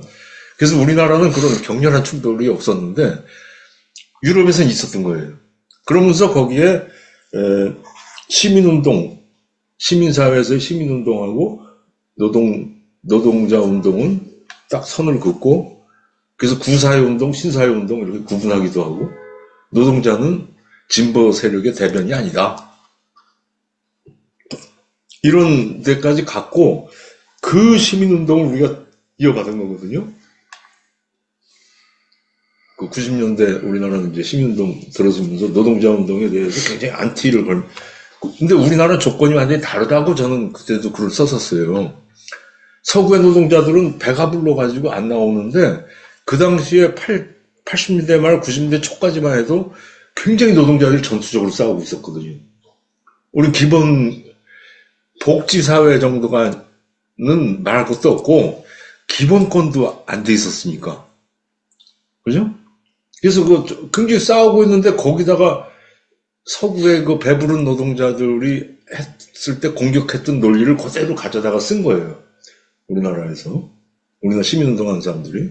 그래서 그때부터 이제 저는 그 문제 제기를 했었는데 아무튼 지금 와서는 우리나라의 노동자 운동도 상당히 그 영국의 노동자들 비판했을 때 막시스트들 그리고 이 중심부의 그 삼인주의자들 비판할 때 좌파 그룹들 이런 쪽에서 그걸 비판을 왜 했는지가 우리나라의 현실에서는 지금 이 대사업장 노동자들 자기는 잘 나가지만 비정규직들은 모르겠다. 그리고 이주해오는 노동자들은 탄압하는데 동의하고 이런 노동운동은 그런 의미에서는 똑같은 맥락에서 비판돼야 되는 거죠. 한 200년 전에 영국의 노동자나 한 100년 전에 이 중심부 노동자나 우리나라의 일부 노동자들은 그렇게 갖고 있어요. 그래서 그런 비판이 가능하지만 우리는 또 다른 한면에서는 굉장히 이 열등한 쪽도 같이 있죠. 우리는 자본주의 발전을 급격히 해가지고 어떤 면에서 다 그냥 그 안에 뭉쳐있다고 봐요, 저는. 가지가지 모순들이. 그래서 그런 식의 우리나라는 현실은 그런데, 그거를 이제 돌파하려면은 노동자 계급적인 관점이 어느 시대보다도 우리나라는 필요하다고 봐요. 그래서, 바로 그러한 이유로, 그거를 비난하고, 이 노동자가 계급이 아닌데, 이럴 게 아니라, 오히려 그렇기 때문에 그 모습을 제대로 보려면 계급으로 봐야 되는 거죠. 근데 많은 사람들이 그런 얘기 하잖아요. 우리나라 노동자들 저거 봐. 저걸 어떻게, 같은 노동자들을 그렇게 내리깔고 그러고 있는데, 그걸 어떻게 계급으로 봐. 이러고서 끝날 게 아니라는 거예요. 그런 현상이 있다고 하더라도, 그러기 때문에 계급적으로 봐야 되는 거고, 그러기 때문에 더 글로벌하게 봐야 되고, 이런 식으로 저는 이해를 하고 있고, 근데 이 아주 추상적인 이론적인 부분에서도 제가 최근에 썼던 글에 작업을 별로 게을리 하다가 이거 도저히 안 되겠다 그래서 좀 정리해 놓은 게 있어요. 이 막스주의에서 가치, 사용가치 이게 처음에 출발이잖아요. 근데 우리가 너무 가치, 잉여가치 이쪽만 쳐다본 측면이 있다. 근데 가치는 사용가치 없이는 움직이지도 못하고 사용가치가 가치를 담고 다니는 이 담보물이잖아요. 물체. 그래서 사용 가치가 없으면 가치는 있을 수가 없어요, 애초에. 그래서 노동 과정, 그러니까 가치 증식 과정, 이걸 딱 이제 구분해 놨잖아요. 노동 과정은 사용 가치 만드는 거거든요. 그래서 이게 두 개가 분리되질 않아요, 사실은. 그래서 꼼꼼히 읽어보면 이게 물려서 같이 다니거든요. 이 두 개가 쪼개진 게 경제 위기예요. 사용 가치는 있는데 가치 실현은 못하는 거. 그 위기 상황 오면은 물건들이 안 팔리니까 막 헐값으로 나오잖아요. 가치 실현 못하는 거거든요.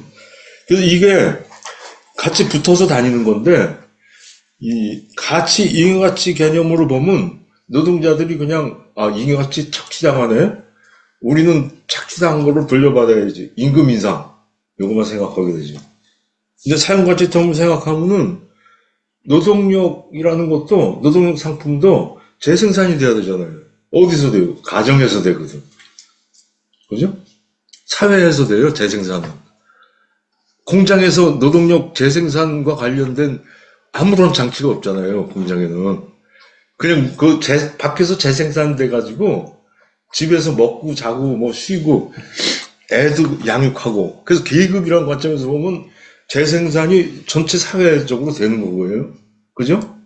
애들 키우는 것까지 포함해서 노동력의 재생산.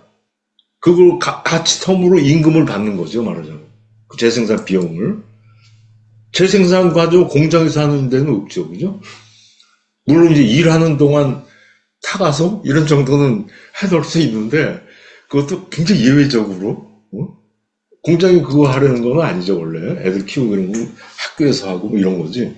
그래서, 그럼 재생산 노동력만 봅시다. 재생산 거로 보자면은 가정에서 되잖아요. 그럼 가사노동이 필요하잖아.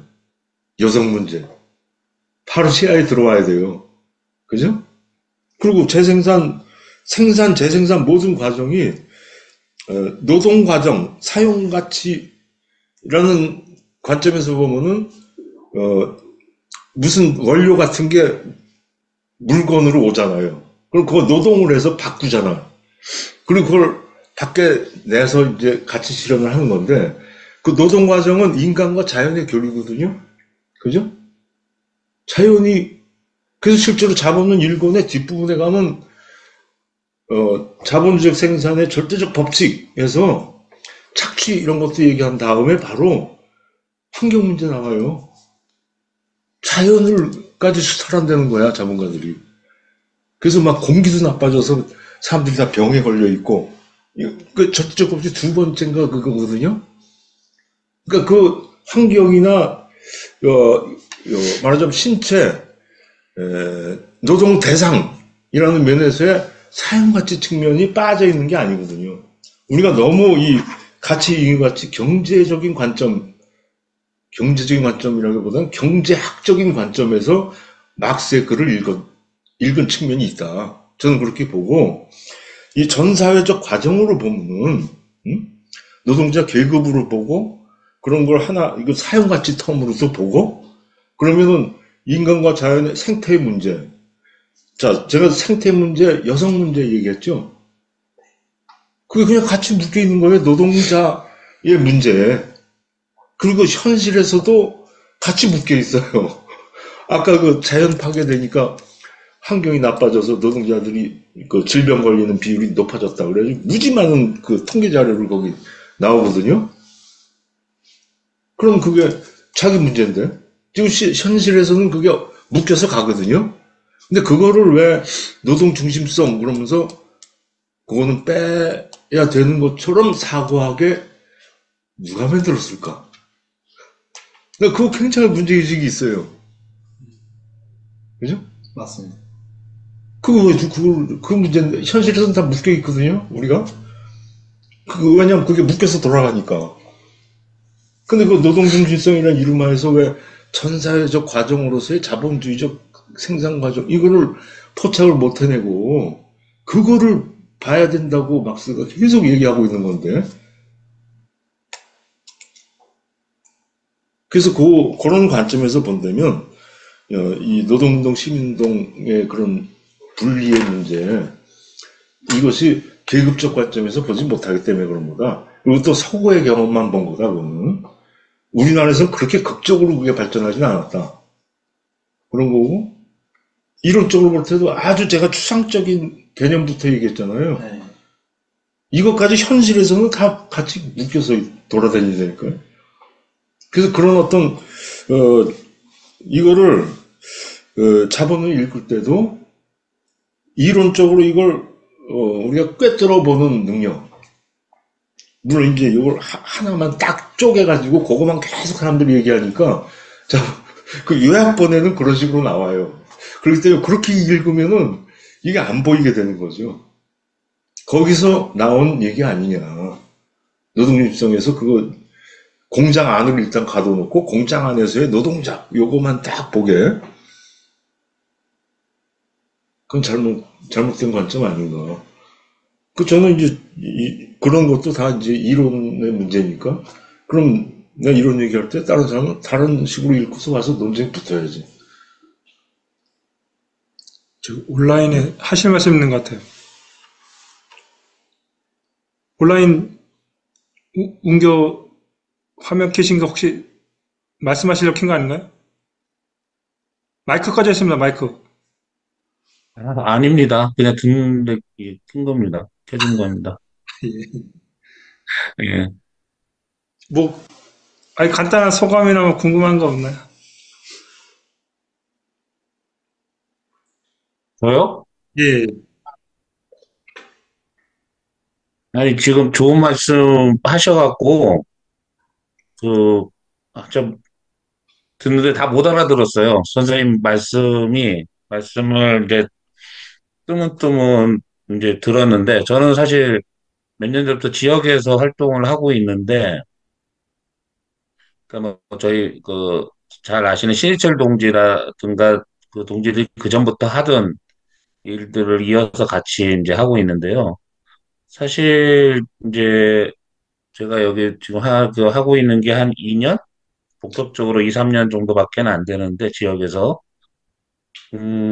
이제 좀 느꼈던 거는 지금 선생님 말씀하신 거는 그렇게 많이 생각을 못했던 부분이고요. 근데 굉장히 이제 저희가 하고 있는 일들 뭐 이제 좀 하려고 하는 일들 그래서 이제 선생님 말씀 같은 맥락이 있는 것 같긴 한데 저희는 사실은 이제 부딪혀 보다 보니까 저는 이제 공공운수 지하철에서 일을 하고 있고 공공운수 노조 소속이다 보니까 저희 이제 공공성 관련된 부분들 이런 것들 가지고 시민들과 같이 교육 사업이라든가 이런 것들을 좀 많이 했었는데 사실은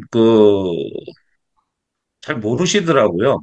이제 지역의 활동가 분들이시지만 국민연금이 어떻게 돌아가고 지하철의 민영화와 공영화가 어떻게 돼 있고 병원이 어떻게 돼 있고 이런 것들을 뭐 신문이라든가 언론을 통해서도 이제 알고는 계시지만 정확하게 이제 모르는 부분들이 많이 있었고 그것을 이제 전달한다라는 의미에서도 굉장히 의미가 있었다고 보거든요. 그리고 네. 이제 처음에는 외부 강사들을 많이 이렇게 초빙을 해서 했었는데 우리 이제 노조 간부들 현장에 있는 간부들을 초빙해서 이렇게 하다 보니까 뭐 더 이제 소통할 게 많이 있었던 것 같고 그랬던 것 같아요. 그리고 사회 공공성이라든가 이런 부분과 또 지역의 의료 부분들, 주치의제도 요새 고민하고 있는 게 이제 그런 건데, 그런 게 이제 지금 선생님 말씀하신 부분과 맥락이 있고, 그거를 이 동네에 사는 노동자들을 어떻게 조직할 거냐의 부분에서 좀 힌트를 얻는 것 같고요. 사실은 저희가 일방향적인 시민사회랑 지역의 주민활동가들과 일방향적인 소통을 하고 있었는데, 오히려 여기 지역에도 있는 노동자들, 뭐, 강북구, 성북구가 이렇게 많지는 않습니다. 다, 딴 데 가서 일을 하고, 이러한 주거를 여기서 하는 거지, 이제 딴 데 가는데, 어째 그런 동지들을 묶을 수 있는, 그, 고민이 좀 되는 말씀이셨던 것 같아요. 네. 네, 그렇습니다. 뭐 준비된 발언이 아니라서 좀 그렇긴 합니다만, 네. 감사합니다. 네. 온라인에 송영인 동지도 뭐 소감이나 이런 거 한번 말씀해 주시죠.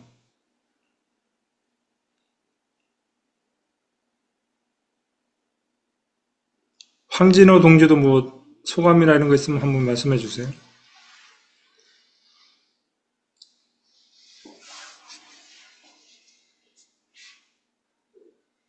말씀이 없으시네. 다 뜨네. 예, 예, 예. 근데 말씀이 없으시네요.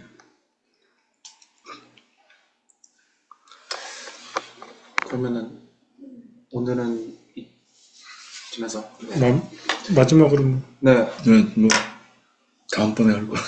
다음번에 할 거 마무리 뭐 하실 말씀 없나? 됐습니다. 아, 그래요? 네. 또 기회 되면 또. 예, 예.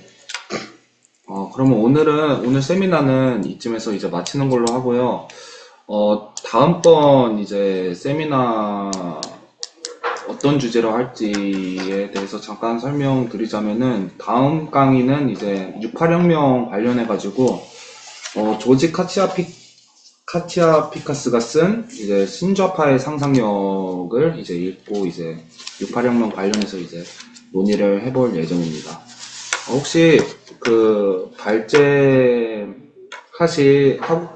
해보시고 싶으신 동지 계시면은 네. 나중에 따로 말씀해 주시면 감사하겠습니다.